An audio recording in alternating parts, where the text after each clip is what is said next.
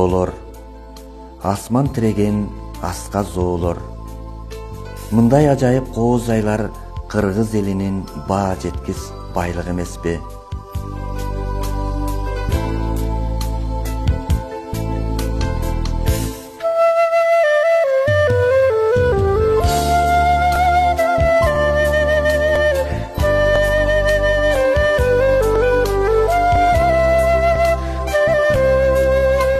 Арсламаттын тоо кыркаларынан орун алган Бабашата чокусу деңиз деңгээлинен 4000 метр бийиктикте турат. Оштук журналист Мариф Парпиназаров өзүнүн оператору Музафар Розиев менен досторун ээрчитип, ушундай аска зоолорду ашып, ыйык эсептелген көл Купанатага сапар тартышкан.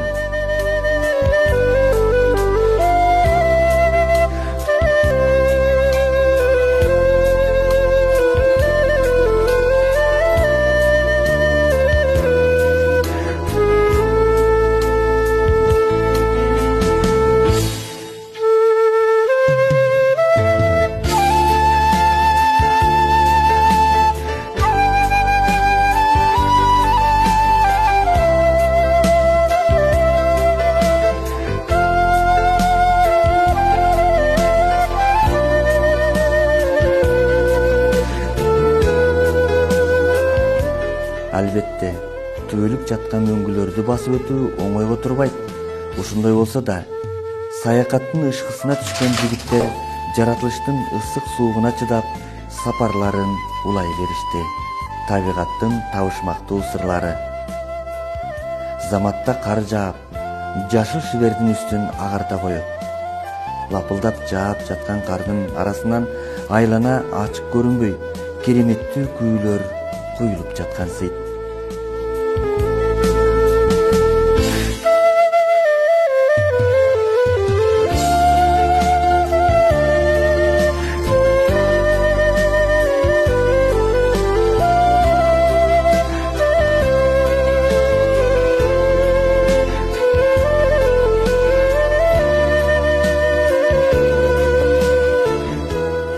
Жаратылыштын сыйкырдуу сырлары ушундай.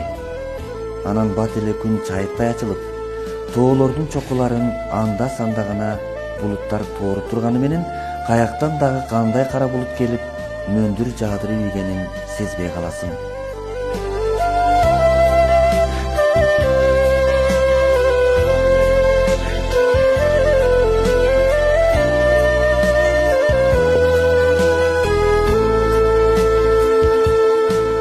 Мындай адам баласы чанда басып барган жерлердин өзүнчө сырлары, бири-бирине окшобогон кубулуштар болуп турары кызыктуу. Өзүңүздөр көрүп тургандай, мына бул шагыл таштардын сел болуп агышы да таң калыштуу.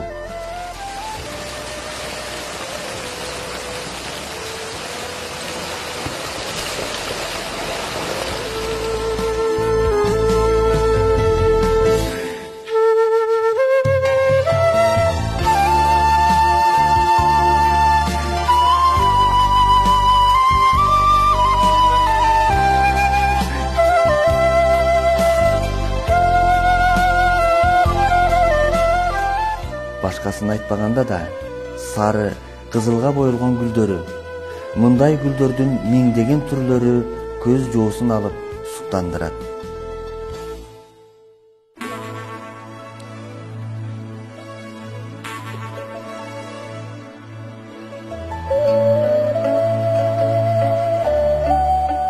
Ал эми көк кашка сууларычы. Тоо таштын боорунан чыгып жаткан мына бул суунун да өзүнчө сырлары болушу мүмкүн. Ким билсин? Кыскасы, жаратылыштын мындай кереметтүү жайларына 1000 мертебе сыйынгым келет.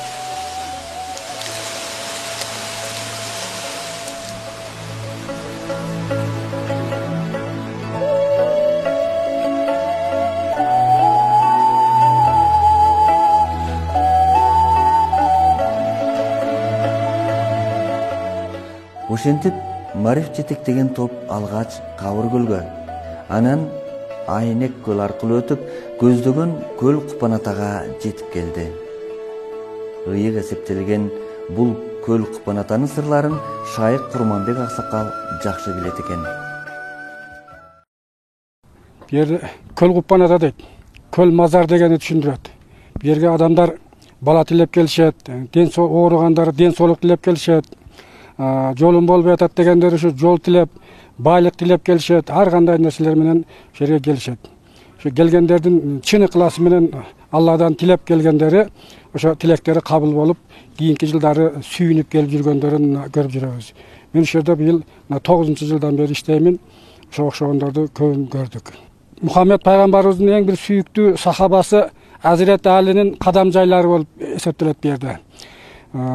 Bu kölдүн ээси бар дейт. Чындыгында эле бар ээси. Тулпар болуп көрүнөт кээ бир адамдарга, төө болуп көрүнөт, бир аксакал чал болуп көрүнөт. Ушундай ар түрдүү кимге кандай неме болсо, ошо бир 3 түрдүү, 4 түрдүү неме менен көрүнөт буларга. Көлдүн ээси дегени чын ал неме болгон. Көлгө бу жерге адамдар келерде жол түшөт. Жол түшкөндө ошо билинип калат, каяктан адам келиши бардыгы билинет. Bir топ адам келе аткан болсо, ошо көлдүн ортосунан, жолсо чекесинен жол түшүп келинет. Бу жерге өз оокатын көтөрүп алып эле келсе болду. Бу жерде жатакана бар, көрпө төшөктөр бар, идиш аяк бардык условия шарттар бар бардыгы бу жерде. Жакшы. Намаз окуй турган мечиттерибиз бар, жай намаздарыбыз бар бардыгы жакшы. Ким ошондой бир бала тилесе, ден соолук тилесе, бир ооруп аткандар болсо, бардыгы келсе, Кудай кааласа, тилеги кабыл болот. Өлкөбүздүн аймагындагы жерлердин 85% ушундай тоолор ээлеп турат. Демек, тоолордун арасында биз билбеген, биз көрбөгөн дагы канчалаган ыйык жерлер бар. Аны албетте аралап көрмөйүн айтуу кыйын.